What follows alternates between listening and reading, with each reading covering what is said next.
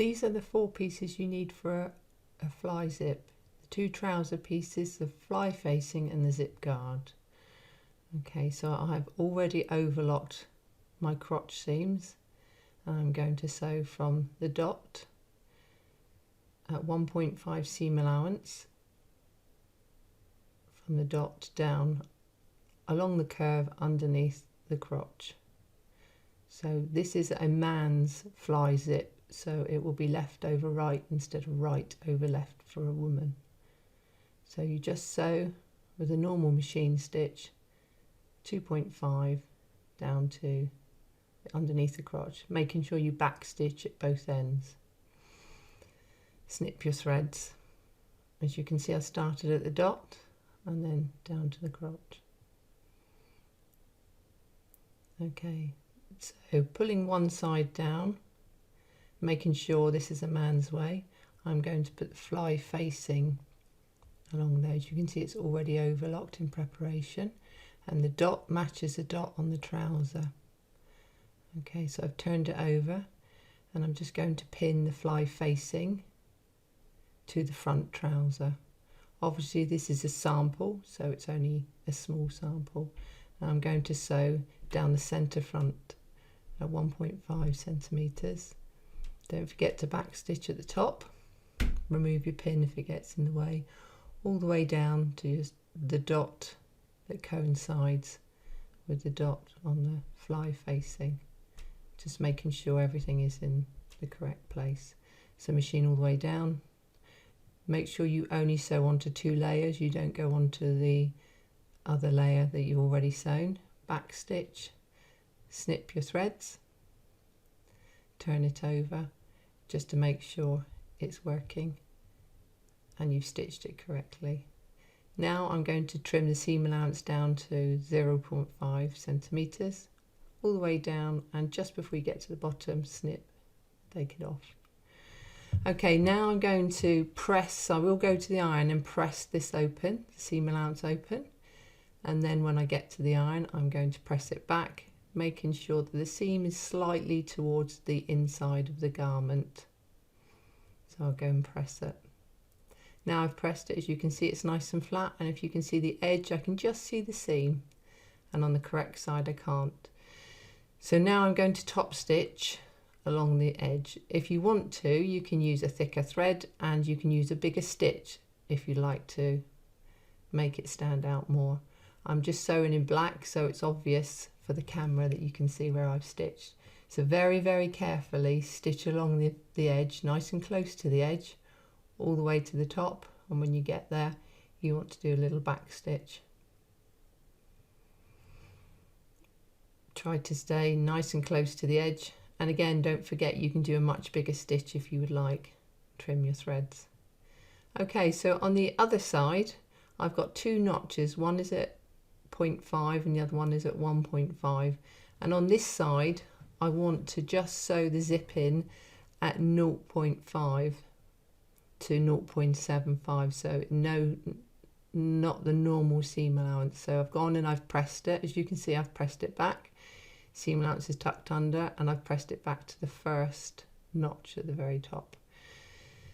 So now I'm going to pin the zip in to the seam allowance. Okay, so because it's a chunky zip, I'm going to pin away from the zip teeth. So you want to expose the zip teeth because I'm going to sew this with a normal machine foot. I don't need a zip foot for this. So pin along the edge, making sure, looking at my picture there, that you're nowhere near the zip teeth, and then you should be able to stitch nice and close to the edge again of your fabric. So once again, this is a man's fly zip I'm sewing in. If you want to do a lady's, then you just use the other way round, left and right, right for left. Now again, a little forward and back stitch to secure it, and then nice and carefully, if the zip pulley gets in the way, just move it and open your zip, and then start sewing, stitching the zip to the left hand side. Okay, so this is the left hand side of the centre front, and sew as far as you can, and when the pulley gets in the way, needle in, lift the foot and then close the zip and continue to the bottom of the zip.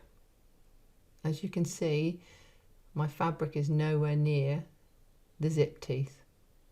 Keep going as far as you can go, just going past the bottom of the zip, and then do a couple of little back stitches to secure the zip into place, and then snip your threads. Okay, as you can see, the fabric is nowhere near the teeth. So moving on from there, you can see now when I bring the right side up that it completely covers the zip, and it should in line with the second notch at the top, and I'm just going to pin it into place to secure it. So I've pinned my seam allowance, my right side, to the notch at the top, and you can see it's really nice and smooth, and the zip is completely covered. So securely pin through from one side to the other to stop it moving, making sure you don't pin to the actual zip itself. Now this stops it from moving because we're going to turn it over to the back and work from the back. Okay, as you can see, there's my zip on the back. Now what I'm going to do is I'm just going to pin the zip to the fly facing only, so not all the way through to the trouser front, just the fly facing. So put 3 or 4 pins in here to secure the zip into place. Okay, once it's secured with your pins, you're going to sew from top to bottom twice. Now the reason you sew it twice is because it's just for strength. You don't see this seam from the outside. This just holds the zip in nice and securely. So as you sew, little back stitch to start with, removing your pins as you go up to the top. And at this point you can't move the pulley, so just go very carefully to the top of the zip and back stitch. Okay, I'm going to turn it round, and then I'm going to stitch exactly on top of where I stitched before, or right next door. It really doesn't matter because you do not see this stitch from the outside of the garment. This just secures the zip into place. Then back stitch at the bottom, and then trim your threads. Okay, moving over to the front, you can then unpin, and there we go. You can see that the zip is completely concealed by the fabric, so there's no zip poking out whatsoever. It's completely invisible at this stage. Okay, so as you can see, completely invisible, tucked under nicely, no puckering at all, nicely done and top stitched, and the top edge matches the little notch at the top. Okay, and it tucks right in underneath at the bottom as well. So now I want to sew a top stitch line. So I'm going to pin my fly facing to the front of my trouser. So gauging how wide my fly front is, I measure it. So measuring mine, I think I need to do my stitch at about 4 centimeters because my fly facing is about 5 centimeters. So I'm just going to mark it 4 centimeters across from the center front. Just do some little markings with some chalk. And then at the bottom, you can draw a curve to echo the shape. Make sure your curve is well below the metal piece of the bottom. You really don't want to come anywhere near. So I've just put a pin through so I know that I'm nowhere near the bottom of the zip because I sew this from the front. So a good guide is the top stitching that you've done previously to start there. I can take my pin out now. Okay, so just draw in your curved shape and straight line up to the waist with some chalk, tailor's chalk. There we go. And that gives you a guideline to sew to top stitch. Again, don't forget you can use a coloured stitch and you can use a thicker thread for this and a bigger stitch. Starting at the top, pin it into place if you feel it's going to move. Especially if you're going to use denim with a slight stretch, make sure it's pinned. Back stitch and then follow your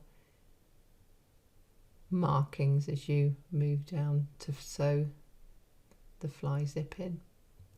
So now you're actually sewing the fly facing to the trouser. Just checking everything's in place underneath, and you'll find your seam allowance usually sits to one side. Go around the curve carefully, and we're nowhere near the bottom of the zip metal piece, and then go to the very edge and then back stitch. There we go, and trim your thread.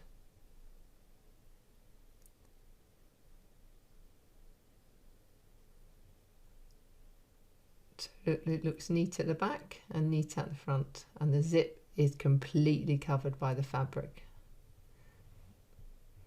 So your zip is now sewn in.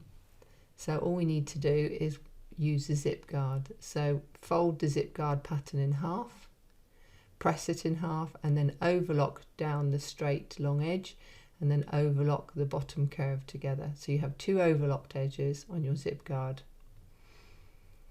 So now I'm going to show you how to put the zip guard on. So if you look at the back, you can see the shape of it echoes the underneath piece. So that should fully cover the zip and the fly facing when it's in place. So now what we want to do is we want to pin them together. So I'm just going to put a pin in here to hold this in place. But I want to sew it from the correct side, so from the outer side of the garment in a moment. So I'm going to unzip it just to make sure it's working. Yep, that's working. And then I'm going to sew down here. So if you want to, you can keep the pins in, or you can move them now to the correct side just to hold them in place. I don't like to have the pins in the back of the fabric when I'm sewing. If I know where they are, I can see them, I can take them out. So just move them to the front. Okay, so with your pins in place, now what I'm going to do is check the back, and then I'm going to try to top stitch on top of the original top stitch line, which is already there. If you're not very sure about that, you can either sew right next to it, or you can actually just sew along the zip tape if you have enough space. But I'm going to sew on top of the stitches I've already stitched.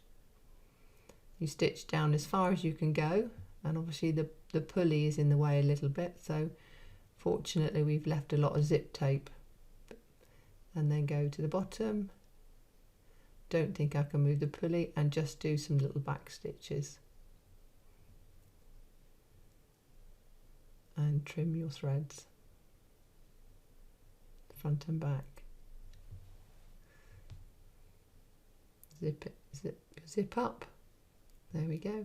So now what we need to do is just make sure everything's okay at the back, and I'm just going to pin the zip guard to one side.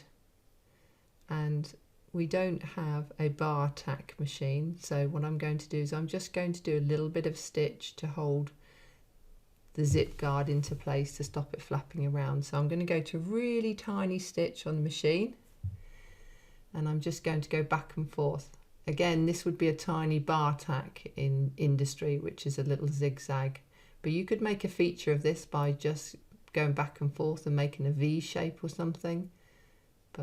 It just keeps the zip guard in place, and just go back and forth with a few little stitches to hold it. Trim your threads off. There you go, and there's your fly zip, so that stops it from moving. Make sure it's all working. Fly zip. A man's fly zip, which is left over right rather than right over left. It's done.